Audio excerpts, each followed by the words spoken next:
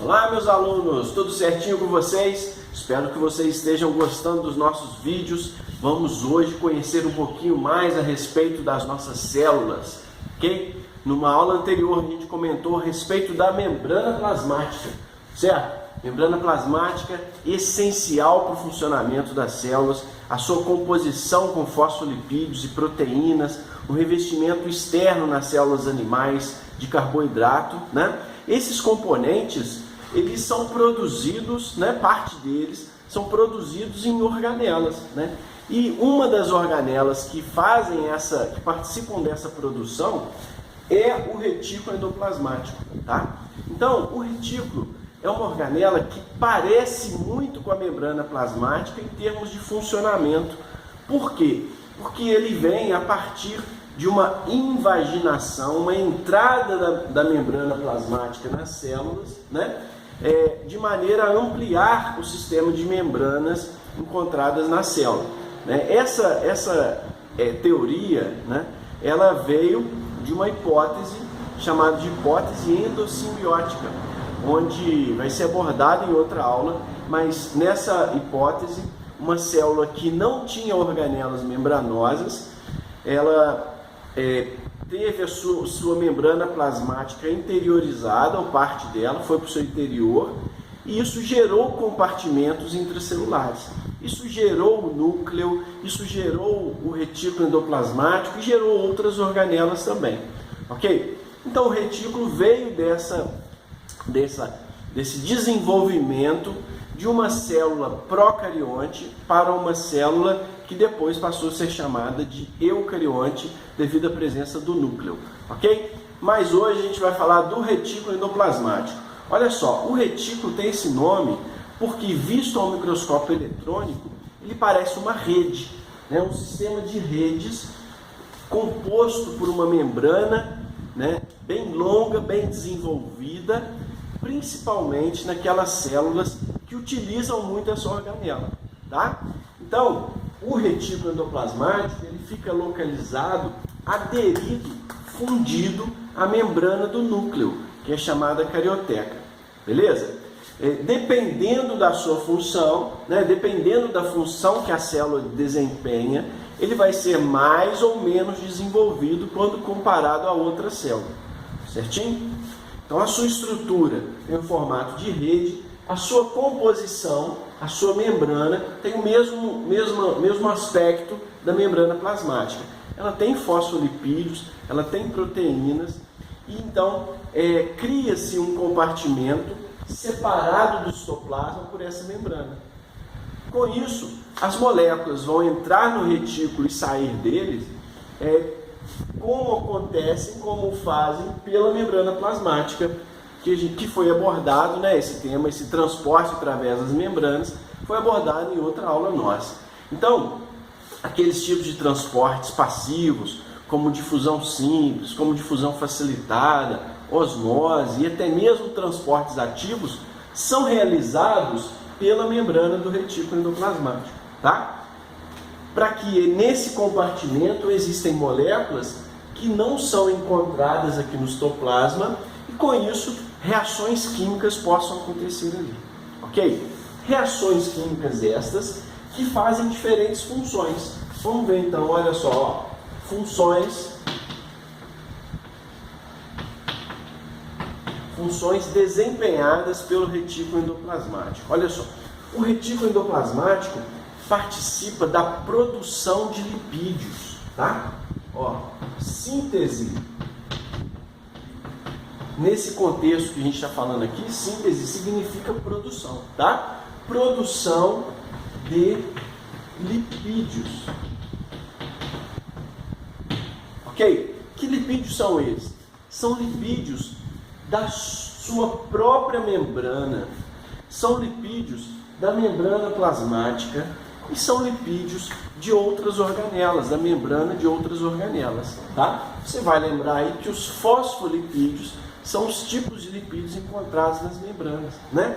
Tem um outro componente importantíssimo da membrana, né, que é sintetizado ali no retículo, parte dele é sintetizado, é produzido no retículo, que é o colesterol, essencial, a gente já abordou isso em outra aula também, essencial para a célula, para a membrana, ter a sua composição e o seu funcionamento, ok? Então, ó, síntese de lipídios, como por exemplo fosfolipídios, como por exemplo um componente de outros lipídios que é o colesterol, tá? Também participa da síntese de hormônios que são lipídios e derivados do colesterol. O retículo vai desempenhar esse papel também, ó.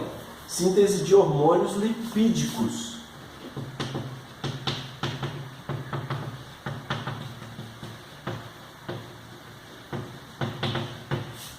Síntese de hormônios que são lipídios, né? Vou dar um exemplo para você. Alguns hormônios derivados do colesterol que, portanto, são sintetizados lá no retículo. Os hormônios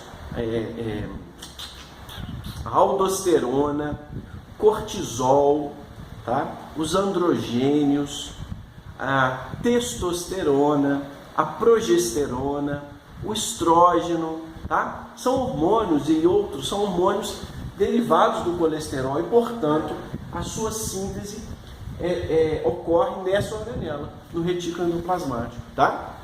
Portanto, as células que produzem esses hormônios têm um retículo endoplasmático bem desenvolvido. Ela está precisando dele o tempo inteiro, ele está em funcionamento, então ele fica maior. Tem muitas reações químicas acontecendo ali, né? Muita água naquele local para as reações químicas acontecerem, e aí então ele fica maior, ok? Outra função que o retículo apresenta é o contrário da síntese, né? Ali existem enzimas que fazem a degradação de moléculas, ó. Degradação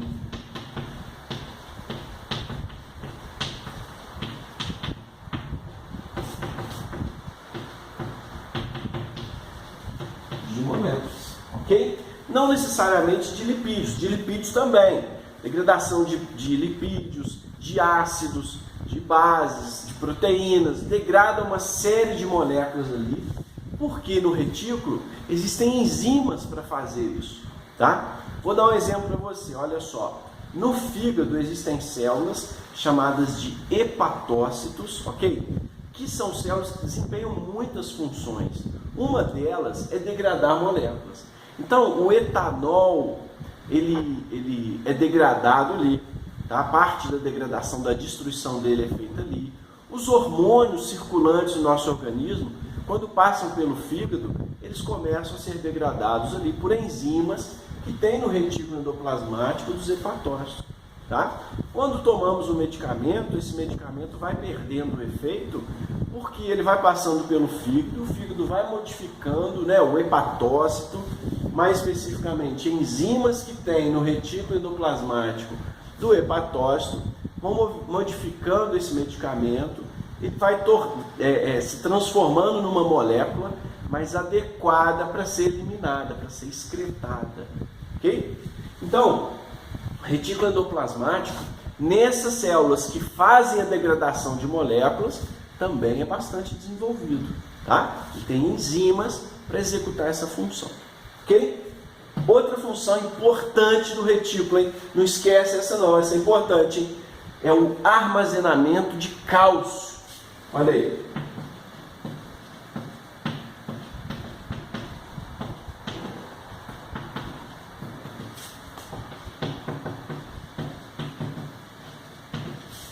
Armazenamento de cálcio. Para o funcionamento das células, são necessários eletrólitos, né? Cálcio, sódio, potássio, cloreto, enfim, uma série.